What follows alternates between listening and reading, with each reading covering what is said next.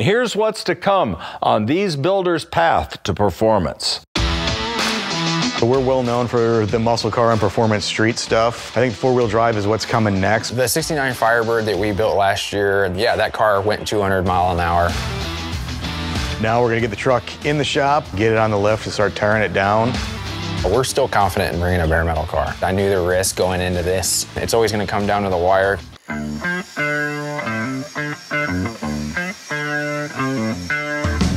So last time you guys were here, we were working on fabricating the wiper cowl. So we've since got that complete. So that's all complete and finished and on the car and done.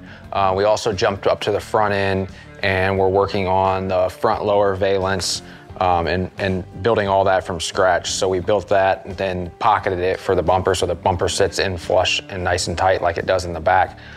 We've also got the front bumper built and it's getting some final touches on it right now before it gets installed. On the bottom side of the car, which you can't see much of that now, but we've got all the exhaust system built, all the fuel lines, all the brake lines, drive shaft, vent lines, rear end vent line, fuel tank vent line, all that stuff's done on the bottom side of the car. We also mounted the trunk latch release and door emergency latch release underneath the car, and it's allowing us to get into the car if we were ever to lose power. So that's all been mounted. Inside the car, we've got started on the dash. Top section of the dash is still fairly original looking. The bottom side, again, looks original, but it's just longer, hangs down a little bit lower. And then all the fasteners on top to make it bolt in. We've also inside, underneath the dash, mounted air conditioning box, brakes, different control modules for the engine computer, transmission computer, fuel pump controller, electric fan controllers. Those are all mounted up underneath the dash. Inside the trunk, we went ahead and mounted all of our electronic components. So everything from the fuse panel, stereo processors, subwoofer, all that's been mounted in the trunk. We've installed all of the factory windows in the trim and started getting all that fit. We are going to work on rebuilding all this trim around the window to make sure everything has nice even gaps all the way around.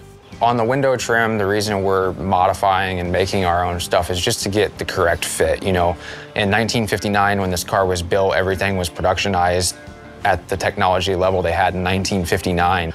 That's the reasoning for either modifying or making some of the trim that we're doing, is to make sure everything is up to a high standard. Now over to the Roadster shop to see how they're doing on the C10. Last time you guys were out here, we were wrapping up getting a full rolling chassis together and looking to pick the right donor truck. Now we're gonna get the truck in the shop, get it on the lift and start tearing it down, yard out all the old chassis, suspension, motor trans, all the old mechanicals, and really all we're left using is just the body from the original truck. So we need to get that down to its bare form and you know, kind of give us a platform to start on. We're well known for the muscle car and performance street stuff. I think four-wheel drive is what's coming next. We've got a lot of our customers really wanting something they can almost daily drive, but still have the soul of a hot rod, but all the modern performance of, you know, what they're used to in their new Silverado 1500 truck. So we kind of combine the both of them. There's nothing like it out there, and you know, we're excited to get more of them on the road and kind of just start a whole new chapter in the hot rod world. The chassis that we build, they're very complex. There's a tremendous amount of parts and pieces that are all one-off custom to our chassis that it's very difficult to do it on a one-off basis. I've got a pre-made wiring harness that's ready to rock. So what typically takes a guy 80 hours maybe to wire a car front to back, we have a awesome harness that just drops right into that cab, plugs into virtually everything, every electronic component that we have, and the same goes for the engine harness. So cab harness, bed harness, engine and ECU package. Realistically, we're shaving months off of this build compared to doing it all by hand for the first time. I think it's awesome that the guys, you know, what we're looking at as competitors, but ultimately their friends, chose to start their build with a Roadster shop chassis. I'm humbled by it, really. You got some awesome dudes who I've looked up to for a long time using our product and trusting it under their builds.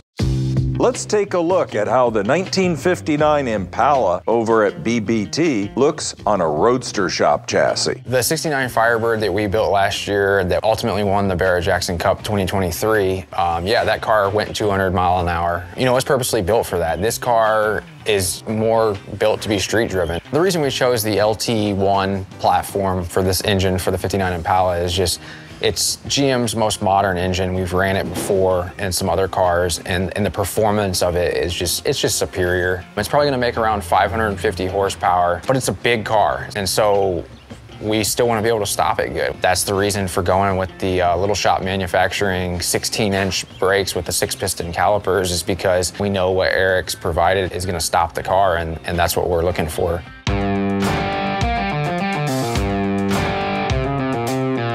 You've got two great engine packages from General Motors, complete with warranty. You got both ends of the spectrum. You got a 480 horsepower naturally aspirated LT1 for the guy that just wants a cruiser, which is what ended up in this truck right here.